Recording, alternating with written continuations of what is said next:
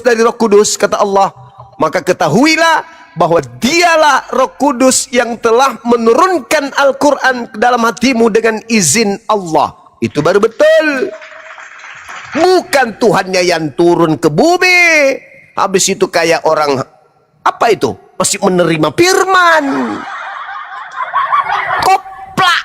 Yang betul, Sang Maha Sumber mengutus Roh Kudus sampai kepada corong penolong sebagai pembimbing manusia. Makanya dikatakan sang pembimbing apa?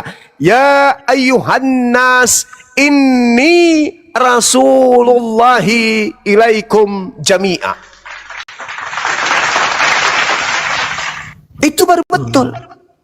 Halo Bang Jadi, Zuma. ya sabar Bang. Sabar. Jadi kalau ada yang mengatakan Tuhannya sudah turun ke bumi, tapi tidak bisa berkata-kata dari dirinya sendiri, wah, masih perlu dikader Tuhan itu. Belum lulus ospek P4. Kenapa? Katanya Tuhan, katanya Sang Firman. Tapi kok nggak bisa berkata-kata dari dirinya sendiri? Jadi dia harus berkata-kata dari diri siapa? Dari diri tetangga. No, tidak main bagi orang berakal menuhankan hakikat seperti itu. Yang namanya Sang Sumber, ini yang betul. Mazmur 33 nomor 9, Yesaya 55 nomor 11. Itu baru Tuhan. Aku hanya memberi perintah, semuanya jadi.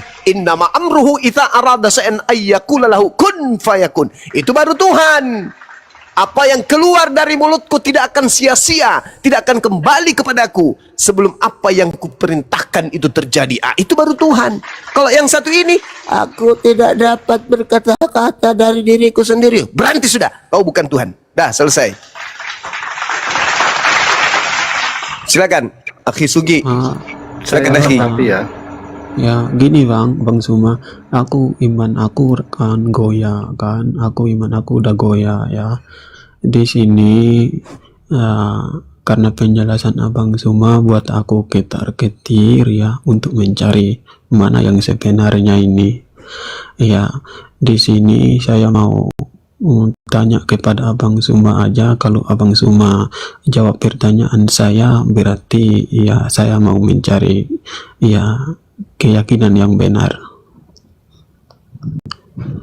Nah, gini Abang Suma, saya di sini cuma bertanya tadi tentang kitab-kitab atau firman-firman dari Allah atau dari Tuhan.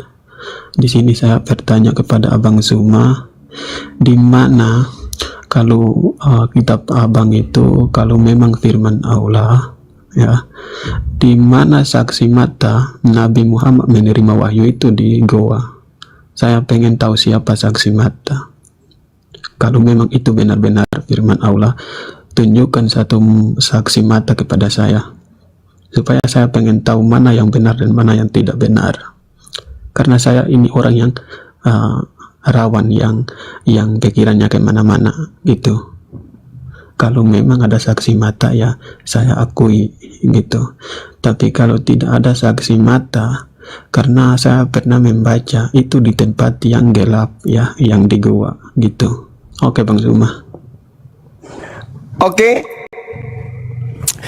Jadi gini Bang, saya kasih analogi. Ada seorang wanita yang datang kepada saudara, perutnya udah kembung 7 bulan hamil. Lantas Anda ditanya, Pak, kenapa? Wanita ini hamil. Aku nggak percaya. Hamil Bang? Nggak percaya. Kenapa Abang nggak percaya? Itu ukurnya buncit. Aku tidak lihat dia disetubuhin. Aku butuh saksi. Kalau nggak ada saksinya wanita ini nggak hamil. Habis itu melahirkan di situ, di tempat itu juga. Bang, ini kan sudah melahirkan Bang. Masih butuh saksi? Iya. Kalau dia tidak bisa menunjukkan saksi bahwa dia pernah ditidurin sama laki-laki, aku tidak percaya kalau dia hamil. Bang, dia sudah melahirkan. Juga tidak percaya kalau dia sudah melahirkan. Alamak. Kalau Anda sudah punya prinsip seperti itu, saudaraku, maka tempat Anda hanya cocok di gereja. Tapi kalau Anda masih bisa sembuh, silakan kita lanjut. Al-Quran mengatakan begini, lakinillah yashhadu bima ansala ilaika ansalahu bi'ilmih. wal malaikatu yashhadun wa kafa billahi syahida. Apa kata Quran? Tetapi Allah menjadi saksi atas Al-Quran yang diturunkan kepadamu, wahai Nabi Muhammad. Dia menurunkannya dengan ilmunya, dan para malaikat pun menyaksikan, dan cukuplah Allah yang menjadi saksi. Yohanes 8, nomor 17, nomor 18, nomor 19, dan seterusnya. Apa kata Yesus? Kalau engkau menghakimi, silakan. Aku tidak menghakimi siapapun. Tetapi kalau aku menghakimi, penghakimanku itu benar. Kenapa? Kan aku tidak seorang diri. Aku bersama dengan Bapakku. Bukankah di dalam kitab Tauratmu dikatakan bahwa dua saksi sudah sah. Akulah yang menjadi saksi tentang diriku, dan Bapakku juga menjadi saksi kepada diriku. Dua, Yesus dan Bapak. Gak perlu saksi yang lain. Al-Quran mengatakan, lakinillah yashhadu bima ansala ilaika ansalahu bi ilmi wal malaikatu yashhadun wa kafa billahi syahida. Saksi Al-Quran adalah Allah, saksi Al-Quran adalah malaikat. Di ayat lain dituliskan gini. Di ayat yang lain ketika berbicara mengenai kesaksian, surah Al-Isra ayat 96, Allah Subhanahu wa taala menjelaskan, cukup aku dan Nabi Muhammad yang menjadi saksi tentang kebenaran Al-Quran. Tapi tunggu dulu. Orang-orang yang melihat wanita tadi hamil, orang-orang yang melihat wanita tadi melahirkan, boleh nggak mengatakan, saya berikrar, saya punya prinsip teguh, yakin sepenuh hati, wanita ini habis digauli oleh laki-laki, meskipun mata saya tidak melihat ketika digauli, tapi karena kebenaran yang muncul di depan saya, dia hamil dan melahirkan seorang laki-laki bayi dari perutnya, maka saya bersaksi wanita ini habis digauli oleh seorang laki-laki. Pertanyaan saya, apakah kesaksiannya, ikrarnya itu bohong? Tidak. Al-Quran kita tidak lihat pada saat diwahyukan, tapi ketika Al-Quran bercerita 1400 tahun silam tentang alam semesta, tentang ilmu pengetahuan, tentang embrio, tentang isi kepala, cara otak bekerja, cara kemudian sidik jari, alam semesta ini berapa lapisan dan seterusnya. Apakah masih butuh saksi untuk menyatakan ini sebuah kebenaran? Aku tolak. Iya, ini tidak pernah ditiduri, kan aku tidak hadir pada saat ini. Nonsense, bullshit, otakmu sedikit berarti kecil otak kau itu. Jadi Al-Quran yang menjadi saksi ini alam semesta. Karena tidak mungkin kemudian kita bisa membenarkan sesuatu yang tidak berasal dari pencipta langit dan bumi ketika di tengah-tengahnya ada sesuatu yang tidak benar.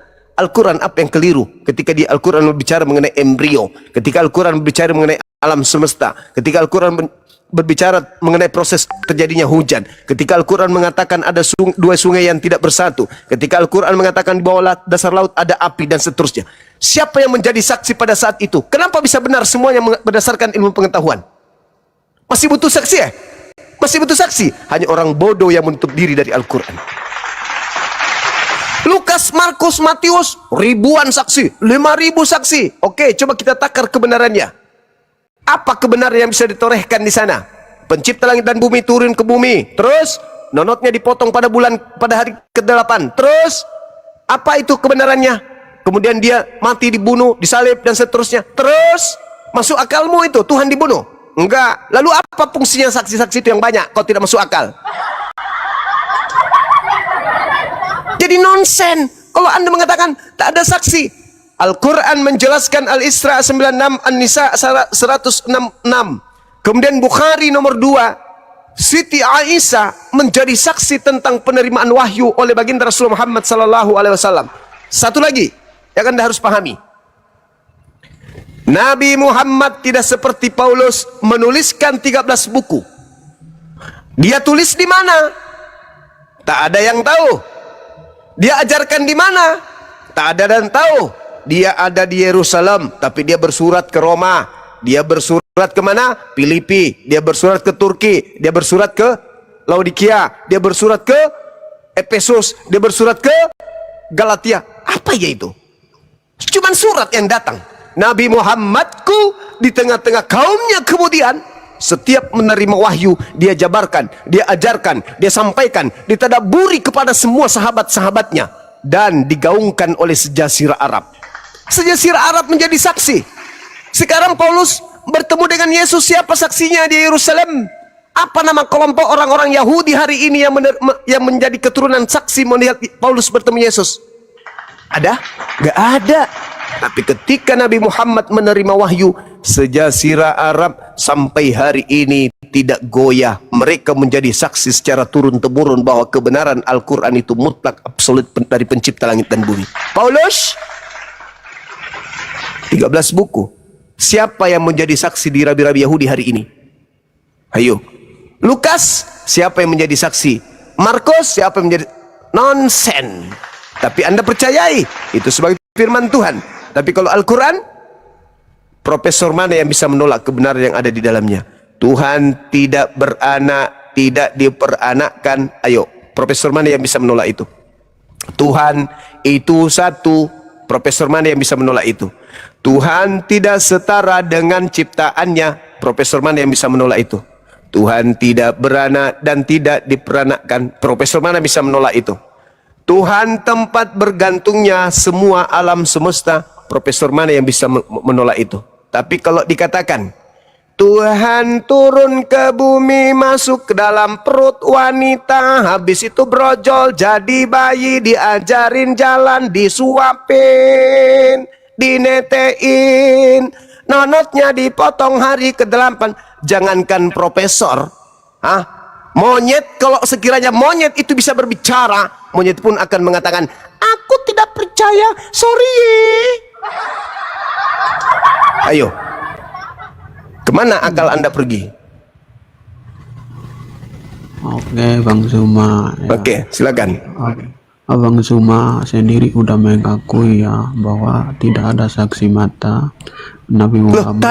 Tadi saya sebutkan yang saksi mata malaikat dan Allah, Siti Aisyah, orang-orang yang ada pada zamannya. Sekarang Anda mengatakan, oke, Bang Suma sudah mengakui bahwa tidak ada saksi mata yang melihat Nabi Muhammad menerima wahyu. Ini Anda mabok apa? Begitu panjang saya menarasikan, begitu apik serendah-rendahnya pesan yang saya sampaikan. Anda belum sampai ke sana juga ternyata. Nah, gini Bang Zuma. Iya. Saksi mata itu adalah manusia, supaya bisa manusia melihat dan bisa menyaksikan dan bisa menyampaikan kepada manusia lain. Oke. Bagaimana mungkin Allah yang menyampaikan wahyu itu dia menjadi saksi mata sendiri kepada umat yang lain? Sekarang Anda boleh baca Yohanes 8. Akulah yang bersaksi tentang diriku sendiri dan Bapa yang bersaksi tentang aku. Bagaimana bisa dilihat Bapa itu? Ada yang bisa melihat Bapa atau hanya Yesus? Makanya kalau Abang Suma berbicara tentang itu, maka di situ Abang Suma meyakinkan kami orang Karesteng bahwa Allah kami itu benar-benar ada karena Dia menyatakan diri lewat firman-Nya yang menjadi manusia. Iya. Abang Suma, mana Tuhan Abang Suma? Itu Tuhan itu cuma kesalahan omong-omong. Anda. Itu Cuma kesalahan omong-omong Anda. aja di mulut, Kalau ya. saudara, kalau Anda berbicara tentang kaidah yang Anda bawa, kami punya Al-Quran lebih akurat kalau cuma takaran seperti itu. Kenapa? Di surah Ali Imran, Allah Subhanahu wa Ta'ala menjelaskan kepada kami bagaimana kemudian Nabi Isa diturunkan kepadanya, diturunkan oleh Allah kepada Maryam. Lalu Maryam kemudian melahirkan seorang manusia dan berkata, "Biiznillah." Aku lebih percaya. Wa rasulan ila bani Israel anni kad ji'tukum bi ayatin min rabbikum anni akhluqu lakum minat tin kahayatit tayr fa anfukhu fihi fayakunu tayra biiznillah wa ubri'ul akmaha wa al-abrasa wa uhyil mauta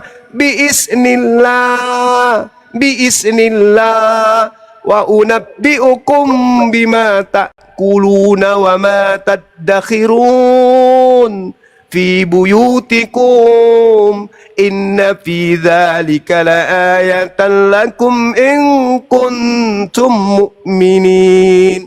Kalau itu yang Anda jadikan acuan, kami lebih hebat. Kenapa? Nabi Isa datang di tengah-tengah Bani Israel.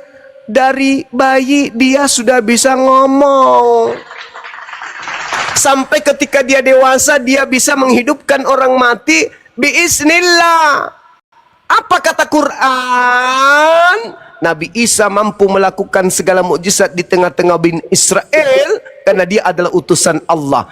Anda datang nih, Anda datang. Orang di luar Yahudi datang, katapak, katapak, katapak, katapak. Oh, itu Tuhan kita ya. Wih, hebat kali Tuhan kita menghidupkan orang mati. Oleh. Padahal yang Anda tuhankan itu berkata apa? Yohanes 5 nomor 36. Semua yang aku lakukan, aku bersaksi tentang diriku bahwa semua mujizat yang aku lakukan, mujizat itu yang bersaksi tentang aku bahwa aku adalah utusan Tuhan. Nyaho. Kau mengatakan kami lebih nyata. Kenapa nyatanya? Tuhan kami menyatakan diri dalam rupa manusia. Koplak, itu iman buta lo. Dia datang di tengah Bani Israel melakukan mukjizat sebagai utusan Tuhan, bukan sebagai Tuhan. Koplak.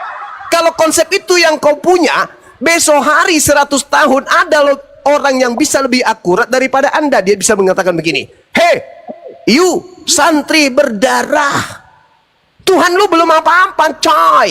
Itu cuma dongeng-dongeng orang-orang terdahulu. Saya Tuhanku lebih akurat. Turun ke bumi menyatakan diri dalam rupa bom-bom. Lu mau apa? Lu mau apa? Bom-bom nyata. Ada di sana, di tempatnya. Sering makan dedak. Besar perutnya. Tidak ada lubang pantatnya. Kau mau apa? Kau bilang Yesusku lebih akurat. Mana? Tunjukkan. Dia punya Tuhan. Kelompok baru, agama baru ini lebih nyata. Ada Tuhan di tengah-tengah mereka bernama Pak Bom Bom. Bisa dilihat, bisa dikirimkan gap, bisa menghujat Islam dan seterusnya. Lebih valid karena ada nyata. Kalau itu yang Anda katakan hanya mengklaim kami punya Tuhan bos lebih akurat. Kenapa? Dia pernah turun ke bumi menyatakan diri dalam rupa manusia namanya Yesus. Cupu, dengarkan cupu. Orang yang kau katakan jelmaan Tuhan itu mengajarkan dirinya kepada kaumnya Bani Israel, bukan kepada ente. Dan dia mengajarkan dirinya hanya Rasul utusan Tuhan. Kalau cuma ngeklaim, penyembah-penyembah bom-bom nanti datang dan akan mengatakan kepada lu, Tuhanmu itu belum apa-apa coy. Tuhanmu gak pernah naik pesawat. Tuhanku pernah dibayar sama netizen dari Jakarta, dia bisa ke Jakarta. Tuhanmu pernah gak naik pesawat? Gak pernah. Tuhanmu besar gak perutnya? Enggak. Lebih hebat Tuhanku, di dalam perutnya ada plek sepeda, ada garpu, ada ban mobil, ada jembatan. Kalah Tuhan lo. Coba, ayo. Kau mau hadapi apa Tuhan yang menyembah bom-bom? Dia lebih hebat. Tapi bukan kayak begitu cara bertuhan, saudara. Yesus datang di tengah-tengah Bani Israel sebagai utusan Tuhan kepada Bani Israel. Nabi Isa datang di tengah-tengah Bani Israel melakukan mujizat. Bismillah. Kisah Para Rasul 2 nomor 22. Coba kau baca. Orang-orang Israel harus tahu yang kumaksud adalah Yesus dari Nazaret, orang yang sudah ditentukan oleh Tuhan untuk menjadi perantara antara Tuhan dan manusia, yang melakukan mujizat, kekuatan, tanda-tanda yang dilakukan oleh Tuhan melalui perantaraan manusia Yesus, seperti yang engkau tahu. Selesai kan? Tuhan dia? No. Kecuali Anda Kristen baru menganggap manusia yang punya mujizat dari Tuhannya itu Tuhan. Kenapa? Karena otak Anda nggak berfungsi.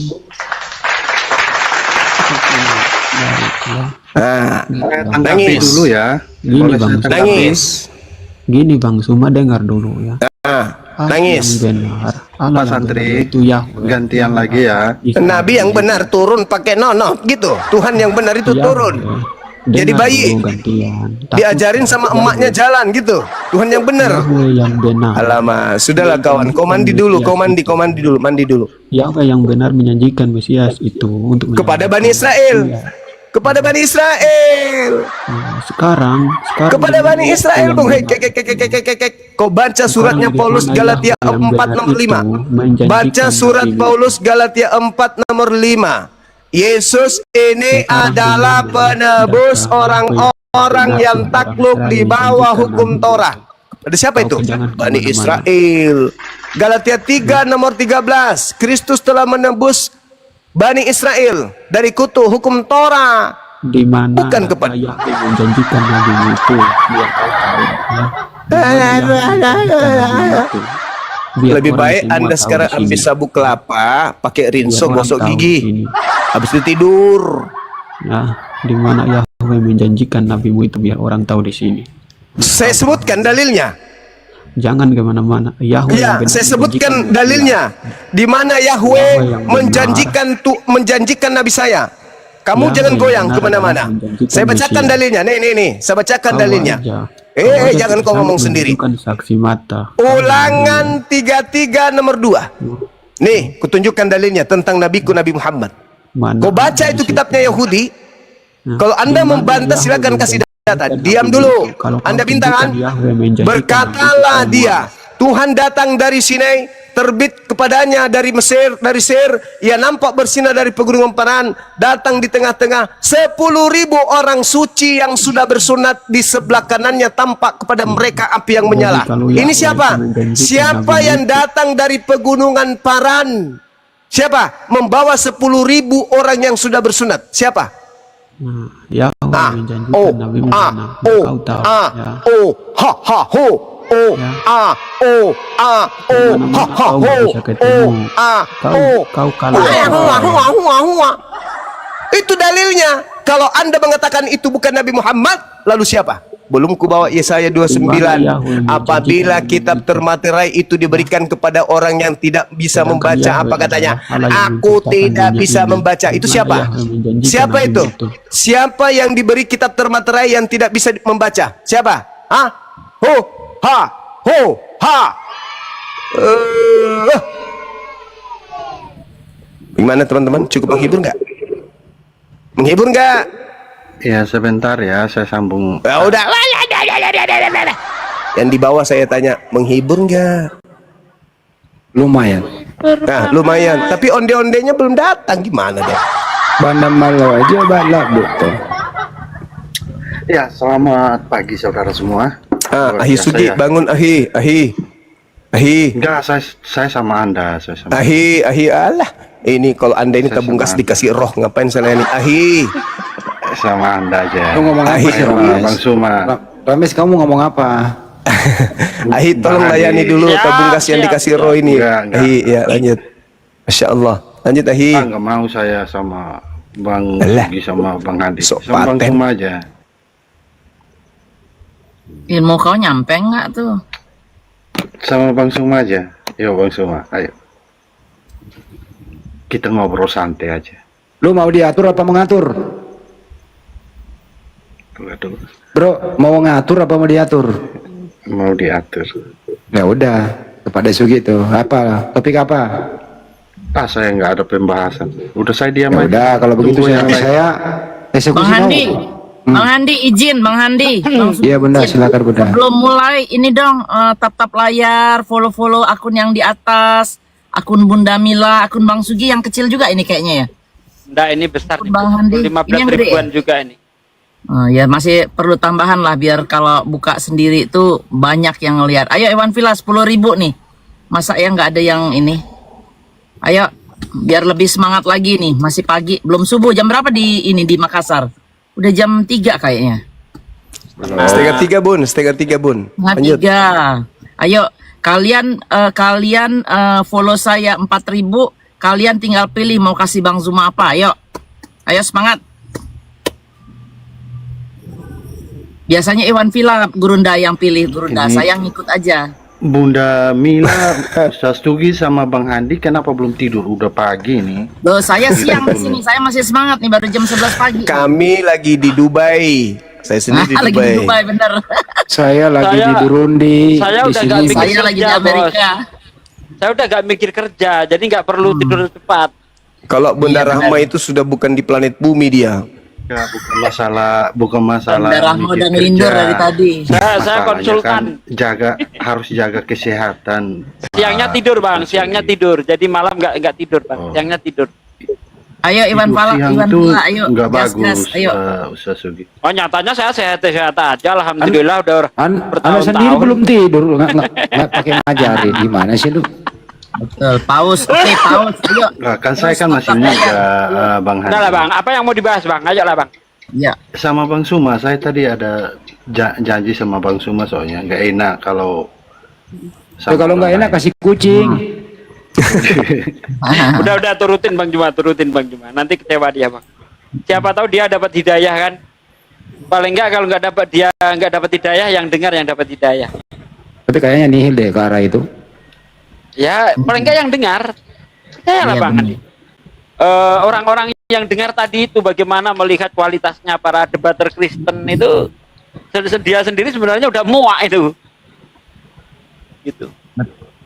Ya udah silakan Pak Rames. Saya yakin sebebal-bebalnya orang, apa yang disampaikan Bang Juma itu membekas. Ibaratnya mereka itu batu lah ya kan. Hari ini mungkin tetesan air itu tidak membekas, tapi lama-lama ya bekas juga. Tapi siapa yang sanggup? Siapa yang sanggup, Pak De? Insyaallah. Ustaz Sugi udah copy paste kalimat saya tuh. Banjir. Pak De kena semprot. Yang enak. Niatnya baik dibalas apa? Air susu dibalas dengan air tumpah. Lempar Pak. Bang Suma, mandi yang kita berdua turun aja, biarin mereka di atas. Iya. Biar mereka Ya ngobrol tutup kok sendiri. mal ini kalau Bang Zuma saya kasih paus dulu lah. Rames, Lanjut, kamu ada Bang. rencana berikutnya apa sih, Rames? Rencana apa ini? Masya Allah. Mas, ada apa? Ikan hiu. Kalau soal Bintang rencana juga betul. saya sekarang punya misi supaya misi perdamaiannya. Oke, misi perdamaian. Pertama saya yaitu saya pengen diskusi itu memang harus tetap berjalan, tapi dengan cara-cara yang lebih elegan, yaitu tidak menafsirkan kitab orang lain. Diskusi itu menurut kamu modal congor atau pakai data? Data. Oke, baik, pakai data. Data apa yang kau pakai diskusi? Kalau soal data saya pakai begini. Sebentar, mohon maaf ya, saya buka. Dijawab aja data apa? Ini kitab fisik ya, ini kitab fisik. Ini ada Al-Quran juga.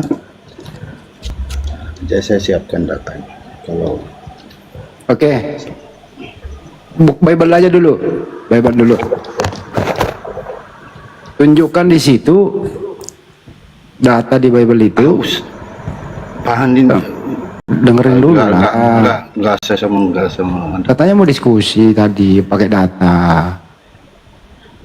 Ya kan? Enggak, kita ngobrol-ngobrol santai aja.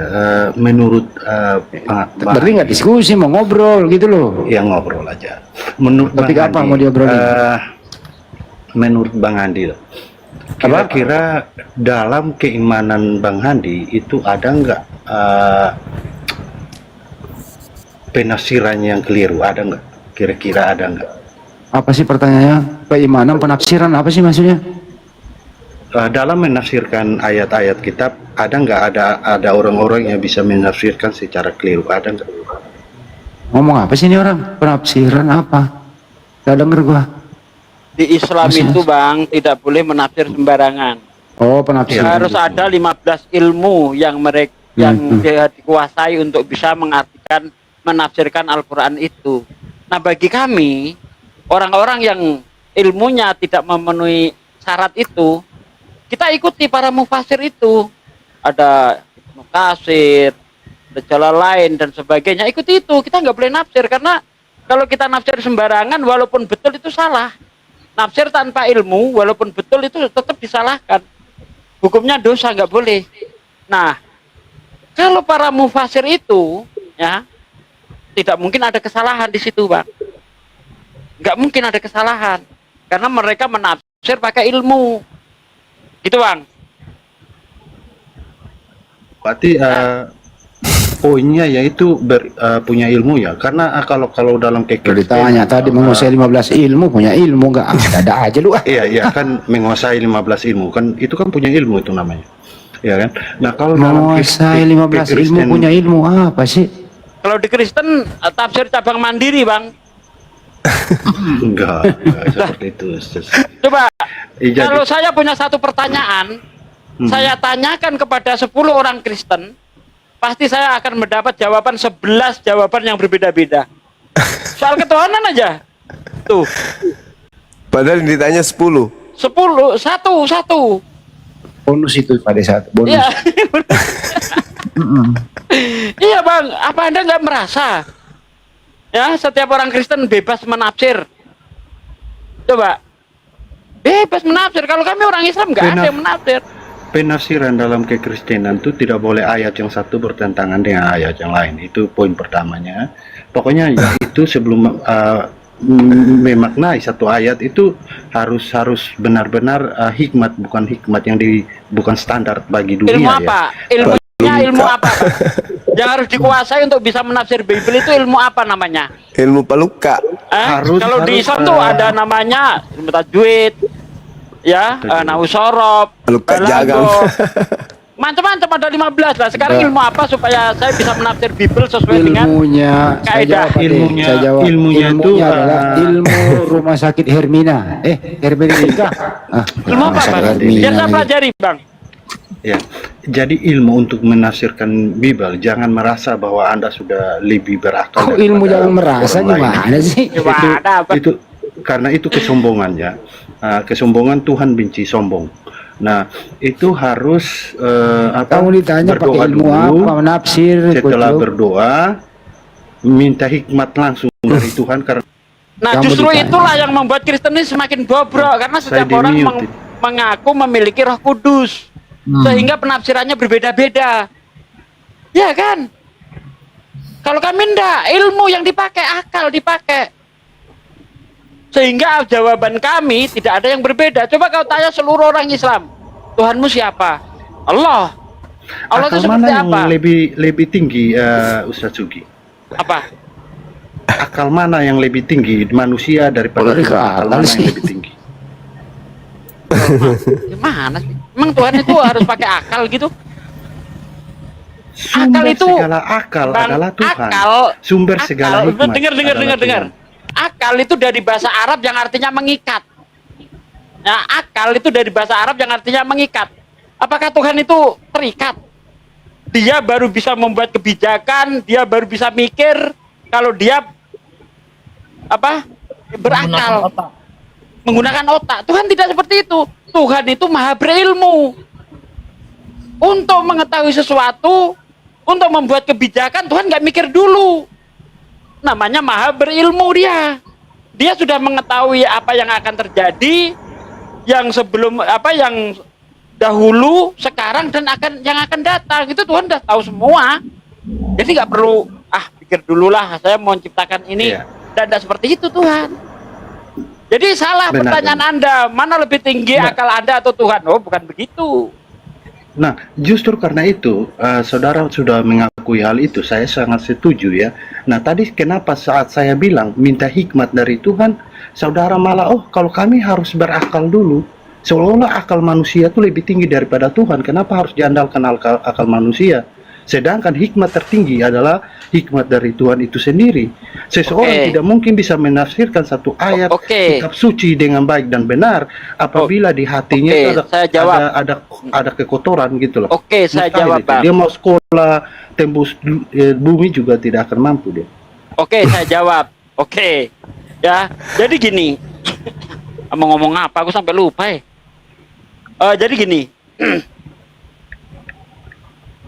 Tuhan, ya kan, memberi akal kepada kita itu untuk membedakan ini benar, ini salah. Bukan iman.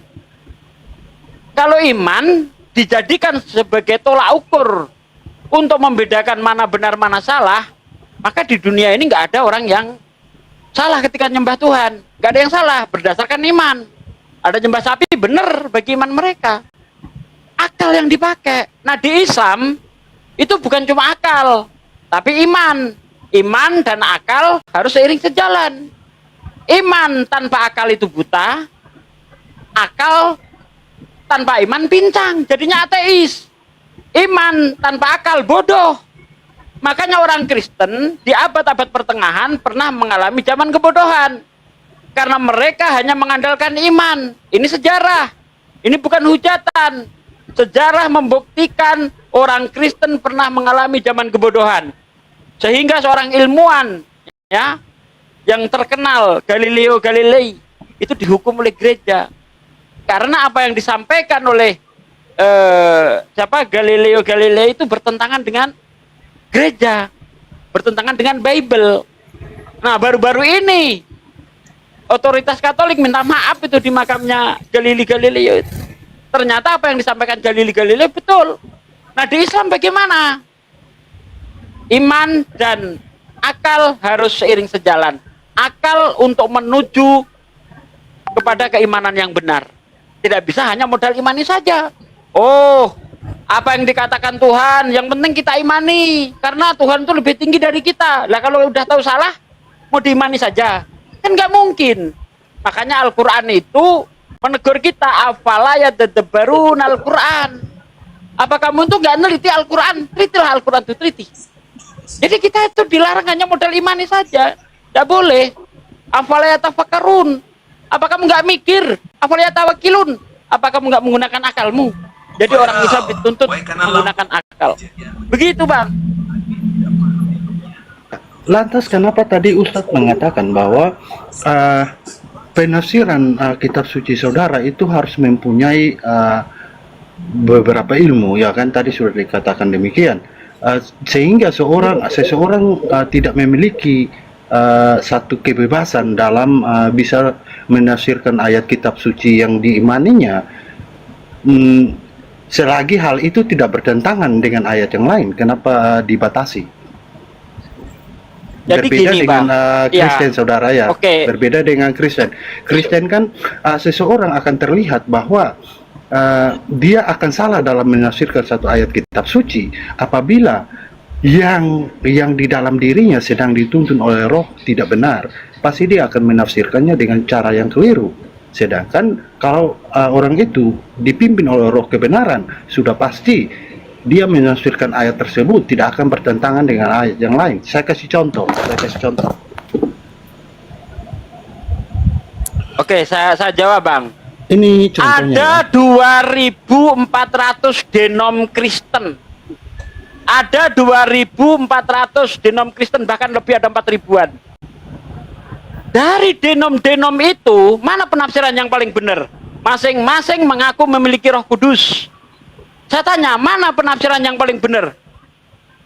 Kalau setiap orang itu atas dasar dia diberi hikmat, apakah Anda mau mengatakan dari ribuan denom itu betul semua? Justru kita ini orang Islam itu menggunakan akal, menggunakan ilmu, Bang. Karena menafsir Al-Quran itu berkaitan dengan bahasa. Bahasa itu mempunyai rasa. Untuk mengerti bahasa Arab, kita yang orang Indonesia harus belajar bagaimana memahami bukan hanya artinya, tapi rasa bahasa itu. Itu yang harus kita pelajari. Itulah yang nanti disebut balaghah dan sebagainya. Nggak usah jauh-jauh. Di Jawa, ya, kalau kita bilang jauh, itu orang memahaminya, itu nggak terlalu jauh. Tapi bagaimana kita itu bisa mengungkapkan sesuatu jauh banget? Orang Jawa akan mengatakan jauh. Kan udah beda kan? Nah, itulah yang namanya rasa bahasa, Bang. Kita tidak bisa untuk mengerti suatu bahasa itu hanya modal arti saja, tidak bisa.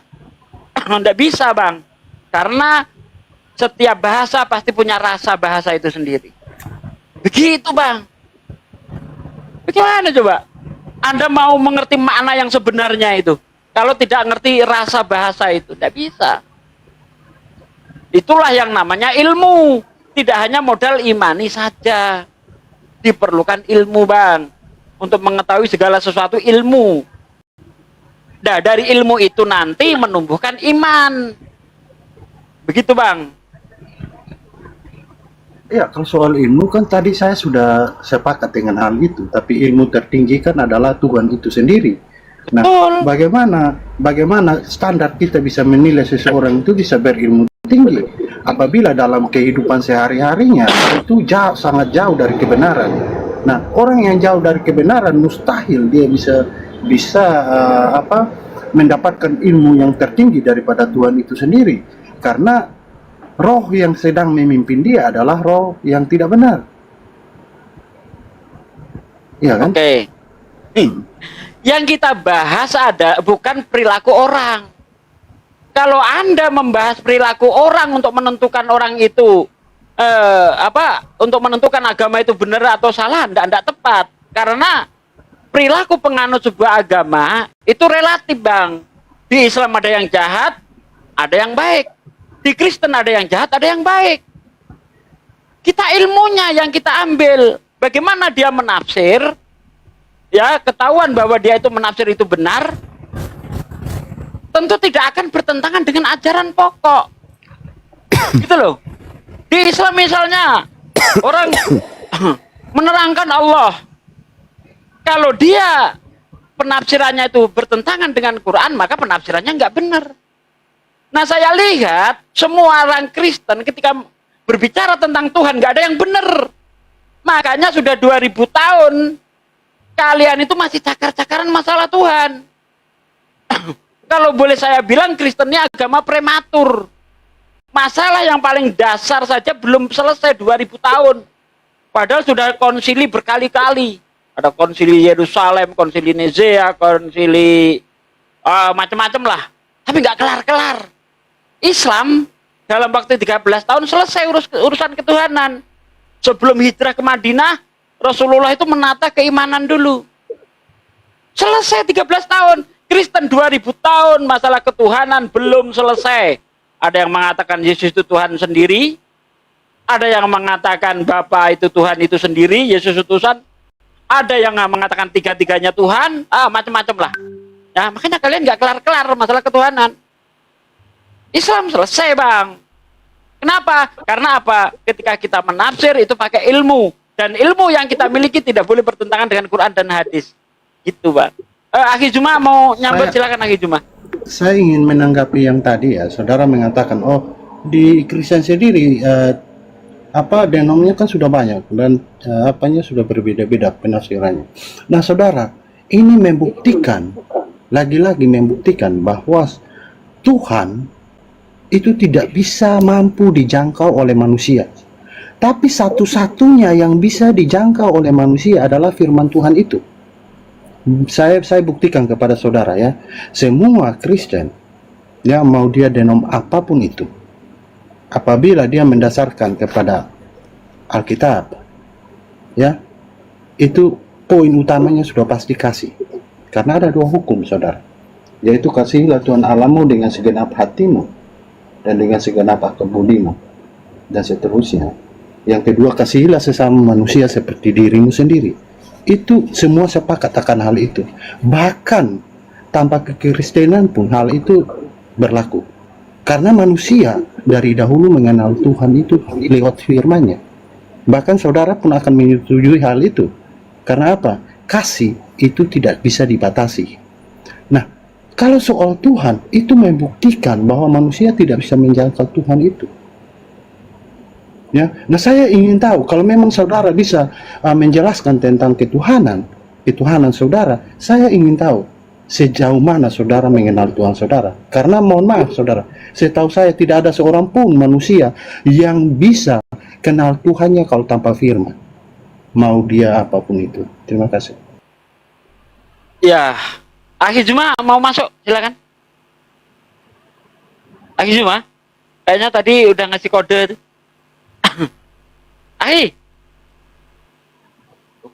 Ya, jadi gini Bang, Anda tadi mengatakan setiap denom itu berdasarkan Bible, ya. Anda mengatakan, nah sekarang kalau setiap denom itu berdasarkan Bible, kenapa mereka itu mempunyai perspektif yang berbeda-beda mengenai Tuhan? Kenapa?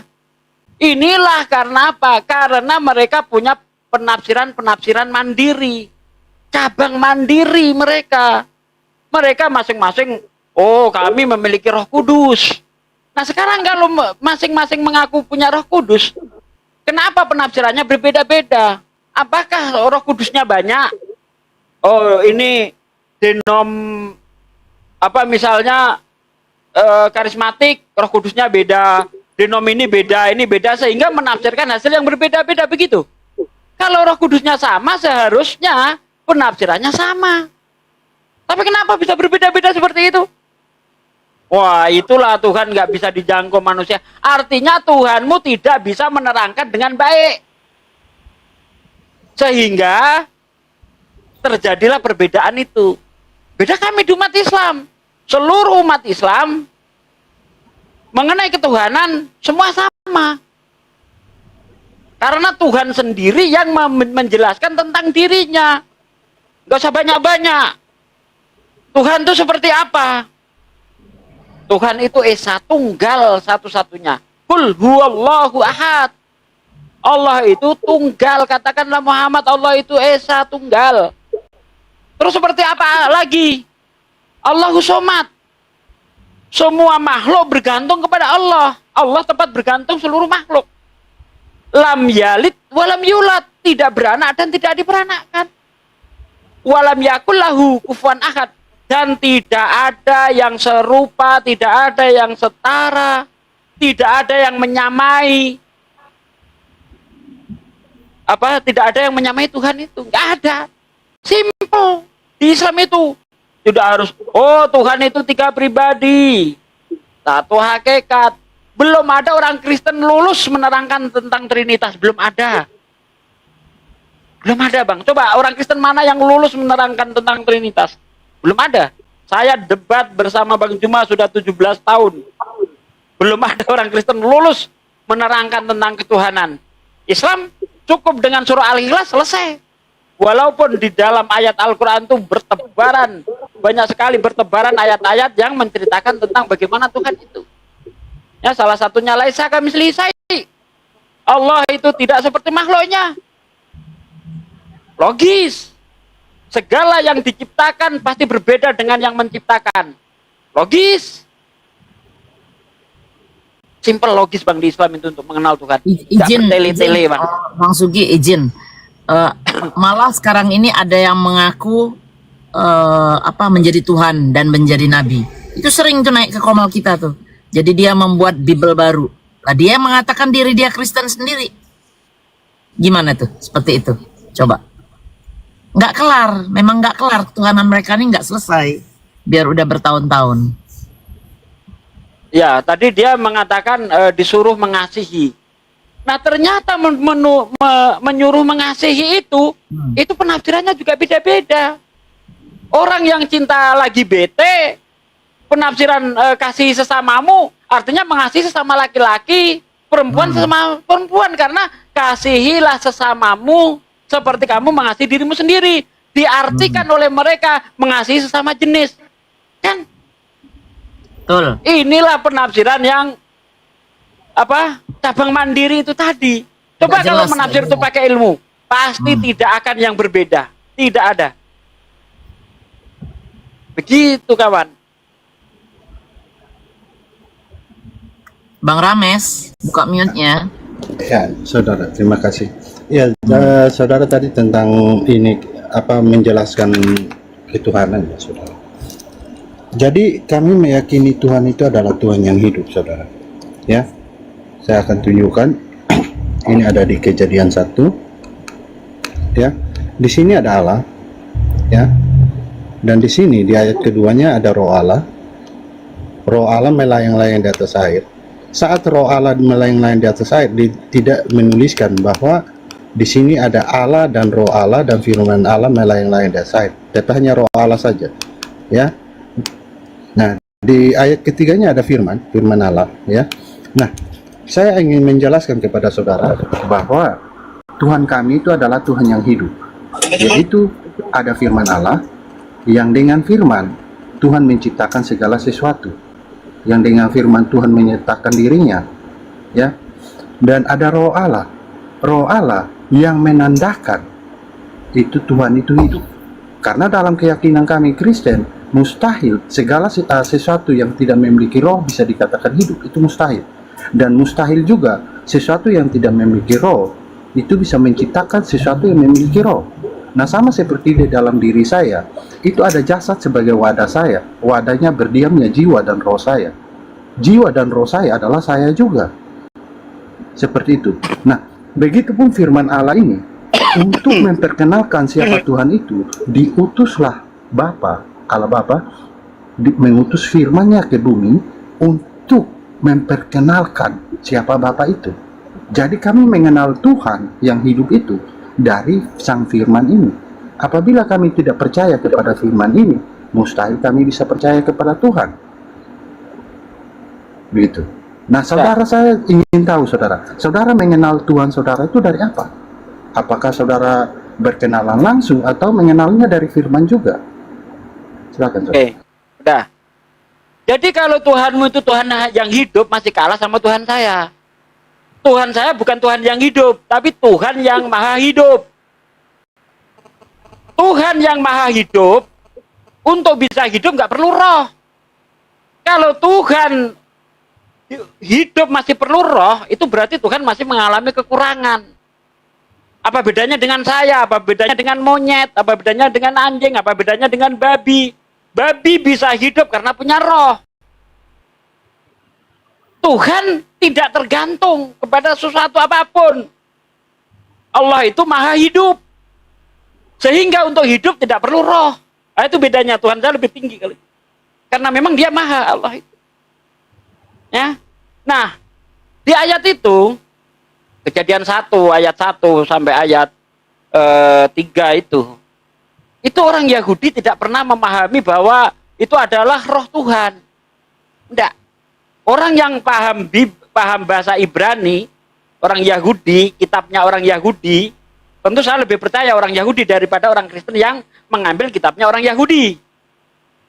Ya, misalnya ada orang Kristen menerangkan tentang Quran, tentu saya lebih percaya kepada orang Islam yang menerangkan Quran karena itu kitab mereka, dia bisa baca. Orang Yahudi menerangkan itu adalah angin, bukan Tuhan punya roh. Orang Yahudi tidak pernah meyakini Tuhannya itu roh, tidak. Dan itu bukan 3 pribadi seperti keyakinan Anda. Firman itu pribadi sendiri, roh pribadi sendiri, Bapa pribadi sendiri. Yahudi tidak punya pemahaman itu. Sama sebagaimana kami orang Islam. Di ayat itu menunjukkan bahwa Tuhan menciptakan itu dengan cara berfirman. Kalau di Islam dikatakan innama amruhu idza arada syai'an ayyakula lahu kun fayakun. Jika Allah itu menghendaki segala sesuatu, Allah itu bilang aja kun, jadi, maka jadilah apa yang dia kehendaki. Berfirman dia, berfirmanlah jadilah terang. Maka terang itu jadi. Bukan firman itu yang bekerja berbentuk pribadi sendiri, bukan seperti itu. Yahudi juga nggak mengatakan itu. Bahkan kalau Anda lihat dalam kitab Yesaya 44 ayat 24, ya, apa kata Tuhan? Bukankah aku Tuhan yang membentuk bumi dan membentangkan langit seorang diri? Nggak gotong royong.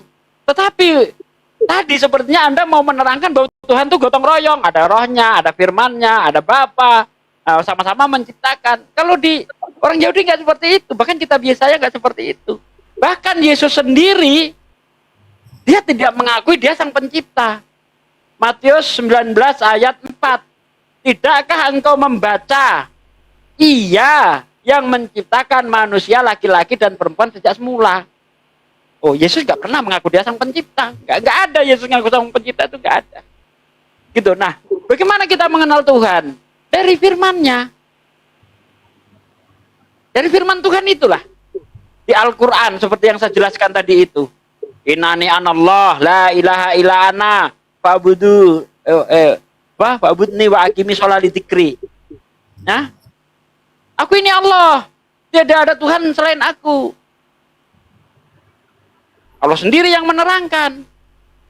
Anda meyakini Tuhan datang sendiri, mengenalkan dirinya, tetapi tidak beres selama 2000 tahun.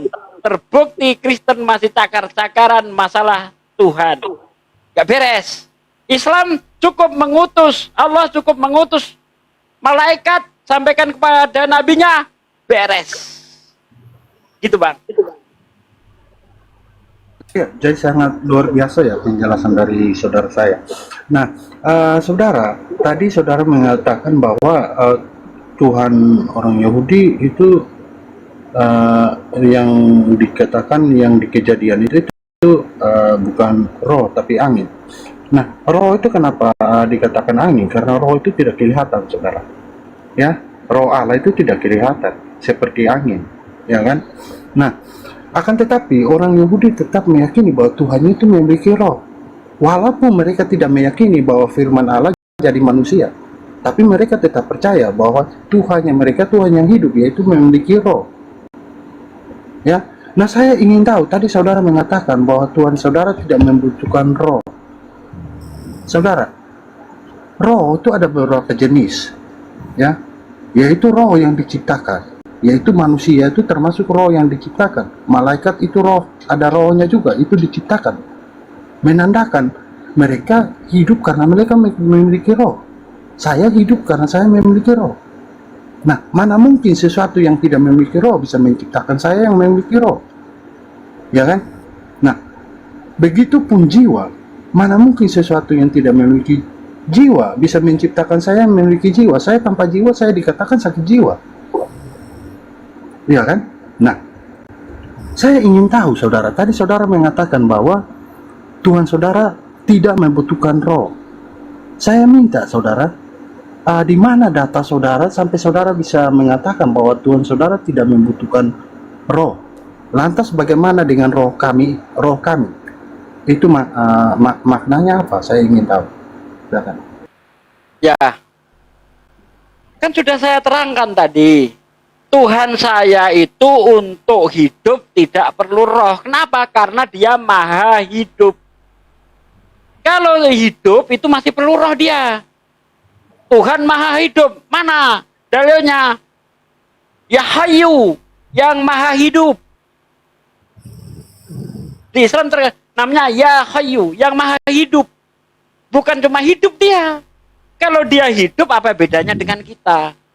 Apa tuh bedanya Tuhan sama kita? Kalau hidup masih perlu roh, seperti yang Anda katakan tadi. Kita hidup perlu roh, makanya kita dibilang hidup.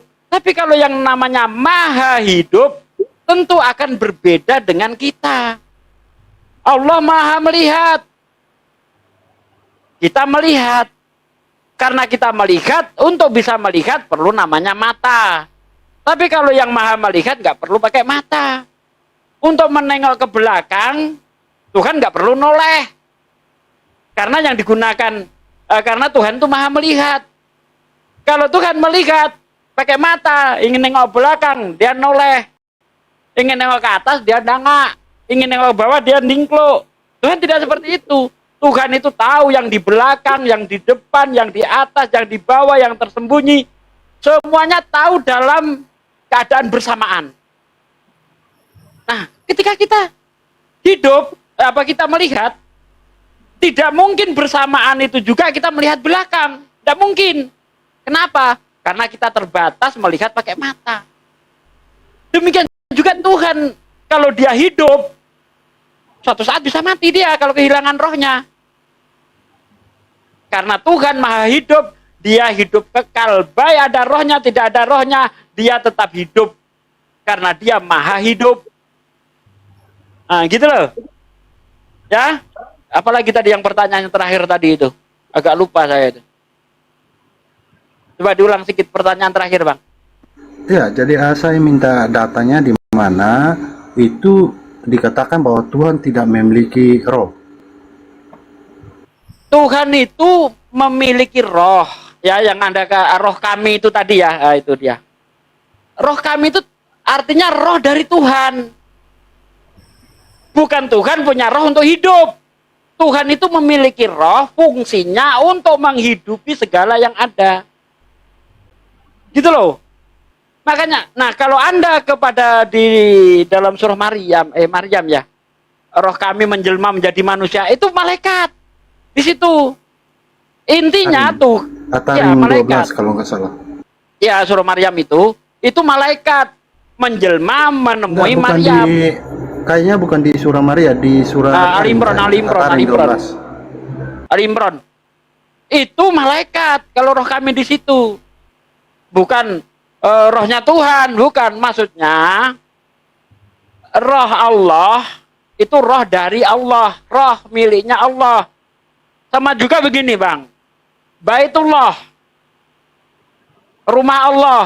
Apa Anda mau mengatakan bahwa Tuhan itu rumah? Kan tidak, kan? Makanya ketika Yesus berkata di dalam Yohanes 4 ayat 24, Allah itu roh, Tuhan itu roh, itu bukan maksudnya Yesus itu Tuhan itu roh, tidak. Karena Yesus berkata di dalam Yohanes 16 ayat 25, sesungguhnya semuanya ini aku katakan kepadamu dengan perumpamaan. Tapi ada saatnya nanti aku akan berkata kepadamu